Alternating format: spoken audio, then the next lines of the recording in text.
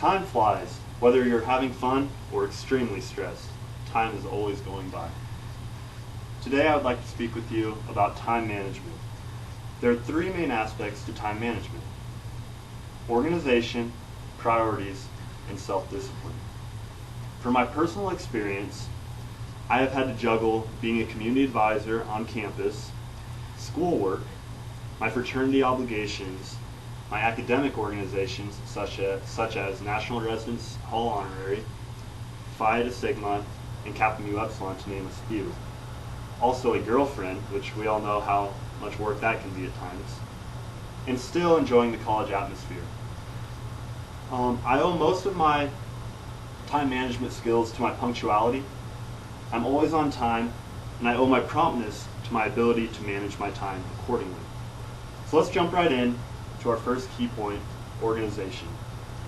Keep your workspace organized. It will be easier to find items that you will need.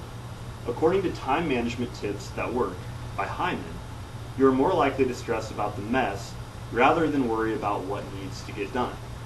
This is so true, because if you have a big mess in front of you, a lot of times it's difficult to focus on what you need to do, because you just see a jumble of mess that's getting in the way. So if you organize that and keep it clean, keep it together, you will get a lot more accomplished. A great way to start doing this is to write a list of everything that needs to get done. This will show you exactly what needs to be done, and you won't have to worry about forgetting something. Often, if I don't make a list, I'm wondering, did I do everything? Am I forgetting something? Whereas if you have a list, you can just check it off one by one as you go. So that is a key point when organizing. Just organizing everything will help you a lot in time management. My next point is priorities. You should put your priorities in a line. According to How to Get Your Priorities on Track by Jaro, he says, "When I visualize the order of my priorities, I like to use a train car analogy. Think of each of your own priorities as a train car, lined up and rolling down the tracks of life." And that's so true. As he says, priorities are not side by side. Priorities, you must have one in front of the other. If they're side by side, it doesn't work. One priority is always in front of the next. And that's the definition of priority. Something comes before another. I like to ask myself, what would be missed if I chose not to do something? If what I chose not to do would make me upset or disappointed, then maybe I don't have my priorities in line. If you had to choose between hanging out with a friend or finishing a paper, at times you might think, I should finish the paper because it's due the next day, and I can hang out with my friend in a week.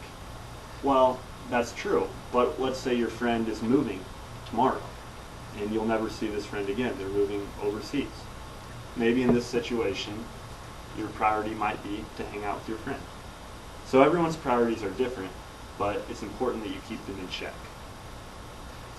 I would like to jump to the third main point of time management, and that's self-discipline, training your mind. According to Willpower and Self-Discipline by Sasson, doing things your mind tells your body you can't improves willpower. Try easy exercises to improve your self-discipline, according to Sasson. So, for instance, if you're riding in a car, or if you want to be you're the first in line to get a funnel cake at the fair, and you were first, but there's someone behind you, you could offer them your spot in line. Your mind might say, no, I want to go first. But giving up something that you want is controlling your mind. It's telling your body, I'm in control, and we can do what we want to do. And that's what mind power is all about. That's being self-disciplined. Why do we need self-discipline? According to the Daily Mind, it is the one thing a person needs to attain their goals or dreams. If we have self-discipline, we are the master of ourselves. We can do what we want to. Also, according to the Daily Mind, we have grown accustomed to getting things quickly.